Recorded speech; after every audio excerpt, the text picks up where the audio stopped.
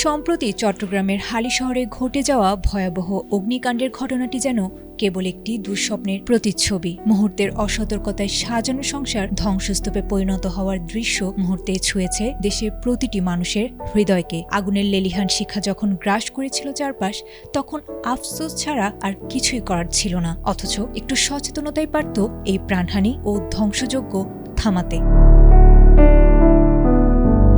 বাসাবাড়িতে অগ্নিকাণ্ডের নেপথ্যে থাকা অন্যতম অদৃশ্য ঘাতক হল গ্যাস লিকেজ। ফায়ার সার্ভিস ও সিভিল ডিফেন্সের তথ্য মতে অধিকাংশ বড় দুর্ঘটনার মূলে থাকে রান্নার গ্যাসের অবহেলা। কিন্তু কিভাবে বুঝবেন আপনার অজান্তেই ঘরে বিপদ দানা বেঁধেছে?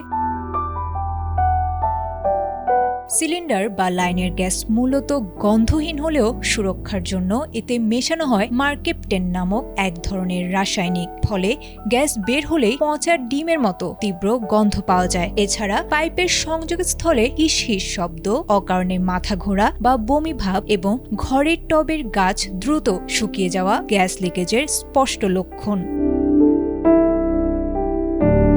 গ্যাসের গন্ধ পেলে ভুলেও ম্যাচের কাঠি জ্বালাবেন না। বৈদ্যুতিক সুইচ, ফ্যান বা মোবাইল চার্জার ব্যবহার করবেন না, কারণ সামান্য স্পার্ক থেকেও ঘটতে পারে ভয়াবহ বিস্ফোরণ। দেশলাইয়ের বদলে সাবান পানির বুদবুদ দিয়ে লিক চেক করুন। দ্রুত জানালা দরজা খুলে দিন এবং মেইন ভালভ বন্ধ রাখুন।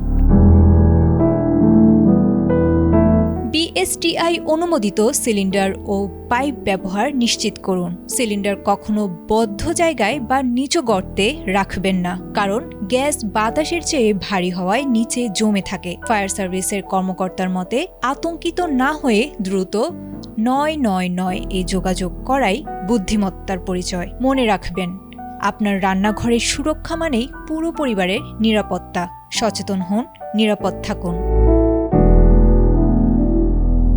আয়েশা আক্তার, এটিএন বাংলা।